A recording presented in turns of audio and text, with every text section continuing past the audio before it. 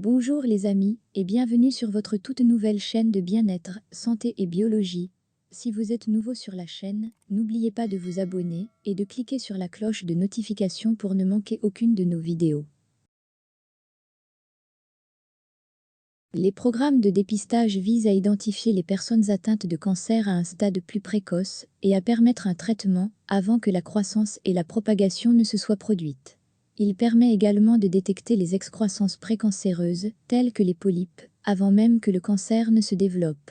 Plusieurs techniques de dépistage du cancer du côlon ont été utilisées. Au fur et à mesure que les cancers se développent, ils peuvent saigner de petites quantités de sang, ne sont pas nécessairement visibles dans les selles en testant les échantillons de sel pour un manteau. Le sang peut indiquer la présence d'un cancer dans le côlon. Plusieurs essais ont montré des avantages de l'utilisation de ce test comme outil de dépistage. Ce test devrait faire partie d'un examen régulier, cependant, il ne détectera que les cancers à la portée de l'examen des cancers du doigt du rectangle moyen et inférieur. Les scopes modernes ont connu plusieurs améliorations. Ils sont plus minces et plus flexibles, avec une meilleure fibre optique, permettant des images plus nettes. En outre, les instruments permettent l'utilisation de dispositifs supplémentaires pour une variété de fonctions, telles que des pièges pour la polypectomie, 4 étapes pour les biopsies et d'autres dispositifs d'injection. Les télescopes sigmoïdes flexibles mesurent 60 cm de long et sont capables de détecter environ 65% de tous les polypes lors de la découverte d'un adénome.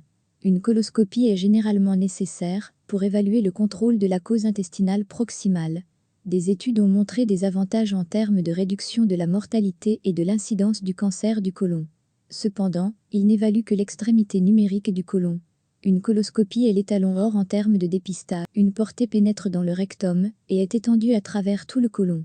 Ce test permettra d'identifier presque tous les cancers et la plupart des polypes prémalins. Il permet également d'éliminer les petites excroissances. Ce test ne doit être répété que tous les 5 à 10 ans, si aucun polype n'est présent. La coloscopie virtuelle est une nouvelle technique qui utilise des images tomographiques ou par résonance magnétique pour produire des images générées par ordinateur du côlon. Les patients ont toujours besoin d'une préparation intestinale et ont de l'air isolé dans leur côlon dans des mains expérimentées. Ce test est aussi bon qu'une coloscopie pour détecter les cancers et les tractions plus importantes. Merci de nous avoir écoutés. On attend vos suggestions et questionnements en commentaire. Et n'oubliez pas de cliquer sur le petit pouce si vous avez apprécié la vidéo et abonnez-vous à la chaîne pour plus de vidéos.